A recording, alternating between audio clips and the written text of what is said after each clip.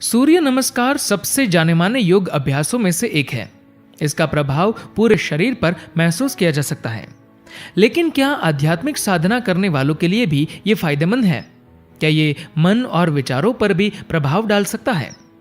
सद्गुरु कहते हैं, आमतौर पर सूर्य नमस्कार को कसरत माना जाता है, जो आपकी पीठ, आपकी मांसपेशियों वगैरह को मजबूत करता है। हाँ, वह ये सब और इसके अलावा भी बहुत कुछ करता है। ये शारीरिक तंत्र के लिए एक संपूर्ण अभ्यास है, व्यायाम का एक व्यापक रूप जिसके लिए किसी उपकरण की जरूरत नहीं होती। मगर सबसे बढ़कर ये एक महत्वपूर्ण उपकरण है जो इंसान को अपने जीवन के बाध्यकारी चक्रों और स्वरूपों से आजाद होने में समर्थ बनाता है। सूर्य नमस्कार शरीर को एक सोपान बनाना।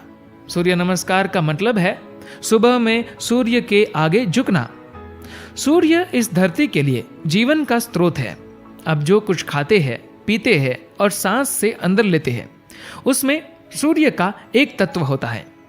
जब आप ये सीख लेते हैं कि सूर्य को बेहतर रूप में आत्मसात कैसे करना है, उसे ग्रहण करना और अपने शरीर का एक हिस्सा बनाना सीखते हैं, तभी आप इस प्रक्रिया से वाकई लाभ उठा सकते हैं।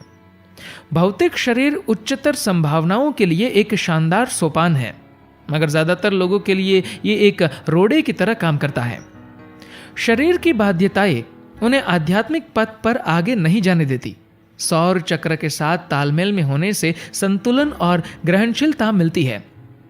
ये शरीर को उस बिंदु तक ले जाने का एक माध्यम है जहां वह कोई बाधा नहीं रह जाता। सूर्य नमस्कार सौर चक्र के साथ तालमेल, ये शारीरिक तंत्र के लिए एक संपूर्ण अभ्यास है, व्यायाम का एक व्यापक रूप जिसके लिए किसी उपकरण की जरूरत नहीं होती। सूर्य नमस्कार का मकसद मुख्य रूप से आपके अंदर एक ऐसा आयाम निर्मित करना है जहां आपके भौतिक चक्र सूर्य के चक्रों के तालमेल में होते हैं। ये चक्र लगभग 12 साल और 3 महीने का होता है। ये कोई संयोग नहीं है, बल्कि जानबूझकर इसमें 12 मुद्राएं या 12 आसन बनाए गए हैं। अगर आपके तंत्र में सक्रियता और तैयारी का एक निश्चित स्तर है और वह ग्रहणशीलता की एक बेहतर अवस्था में है, तो कुदरती तौर पर आपका चक्र सौर चक्र के साथ तालमेल में होगा। युवा स्त्रियों को एक लाभ होता है कि वे चंद्र चक्रों के भी तालमेल में होती है। ये एक शानदार संभावना है कि आपका शरीर सौर और चंद्र दोनों चक्रों से जुड़ा हुआ है। कुदरत ने एक स्त्री को यह सुविधा दी है क्योंकि उसे मानव जाति को बढ़ाने की अतिरिक्त जिम्मेदारी सौंपी गई है, इसलिए उसे कुछ अतिरिक्त सुविधाएं दी गई है। मगर बहुत से लोगों को यह पता नहीं होता कि उस संबंध से उत्पन्न अतिरिक्त ऊर्जा को कैसे संभाले, इसलिए वे इसे एक अभिशाप की तरह बल्कि एक तरह का पागलपन मानते हैं। लूनर चंद्रमा संबंधी से लूनी विक्षिप्त बनना इसका प्रमाण है। चंद्र चक्र जो सबसे छोटा चक्र और सौर चक्र जो 12 साल से अधिक का होता है, दोनों के बीच तमाम दूसरे तरह के चक्र होते हैं। चक्रीय या साइक्लिक शब्द का अर्थ है दोहराव। दोहराव का मतलब है कि किसी रूप में वह विवशता पैदा करता है। विवशता का मतलब है कि वह चेतनता के लिए अनुकूल नहीं है। अगर आप बहुत बाध्य होंगे तो आप देखेंगे कि स्थितियां, अनुभव, विचार और भावनाएं सभी आवर्ती होंगे, यानी बार बार आपके पास लौट कर आएंगे। 6 या 18 महीने, 3 साल या 6 साल में वे एक बार आपके पास लौट कर आते हैं। अगर आप सिर्फ मुड़कर देखें तो आप इस पर ध्यान दे सकते हैं। अगर वे 12 साल से ज्यादा समय में एक बार लौटते हैं तो इसका मतलब है कि आपका शरीर ग्रहणशीलता और संतुलन की अच्छी अवस्था में है। सूर्य नमस्कार एक महत्वपूर्ण प्रक्रिया है जो इसे संभव बनाती है। साधना हमेशा चक्र को तोड़ने के लिए होती है ताकि आपके शरीर में और बाध्यता न हो और आपके पास चेतनता के लिए सही आधार हो। चक्रीय गति या तंत्रों की आवर्ती प्रकृति, जिसे हम पारंपरिक रूप से संसार के नाम से जानते हैं, जीवन के निर्माण के लिए जरूरी स्थिरता लाती है। अगर यह सब बेतरतीब होता तो एक स्थिर जीवन का निर्माण संभव नहीं होता। इसलिए सौर चक्र और व्यक्ति के लिए चक्रीय प्रकृति में जमे रहना जीवन की दृढ़ता और स्थिरता है। मगर एक बार जब जीवन विकास के उस स्तर पर पहुंच जाता है जहां इंसान पहुंच चुका है, तो सिर्फ स्थिरता नहीं बल्कि परे जाने की इच्छा स्वाभाविक रूप से पैदा होती है।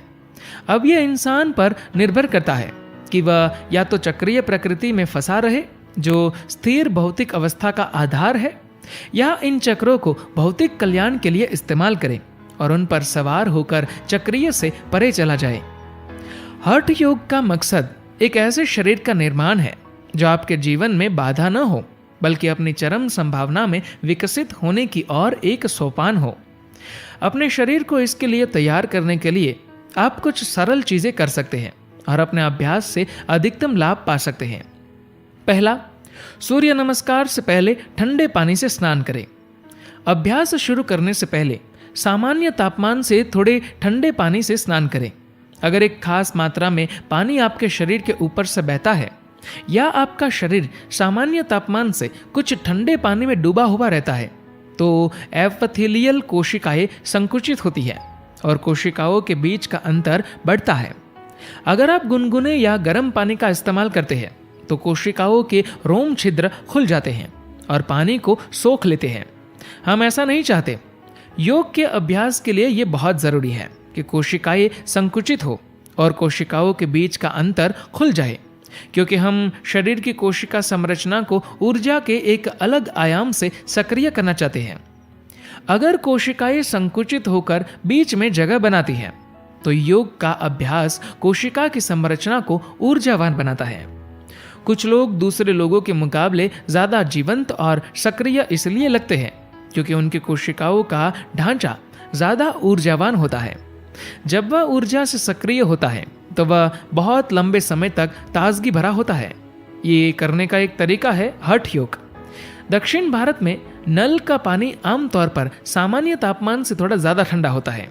अगर आप एक मध्यम तापमान वाली जलवायु में रहते हैं तो नल का पानी ज्यादा ठंडा हो सकता है। सामान्य तापमान से 3 से 5 डिग्री सेंटीग्रेड तापमान आदर्श होगा। सामान्य से 10 डिग्री सेंटीग्रेड तक का कम तापमान चल सकता है। पानी उससे ज्यादा ठंडा नहीं होना चाहिए।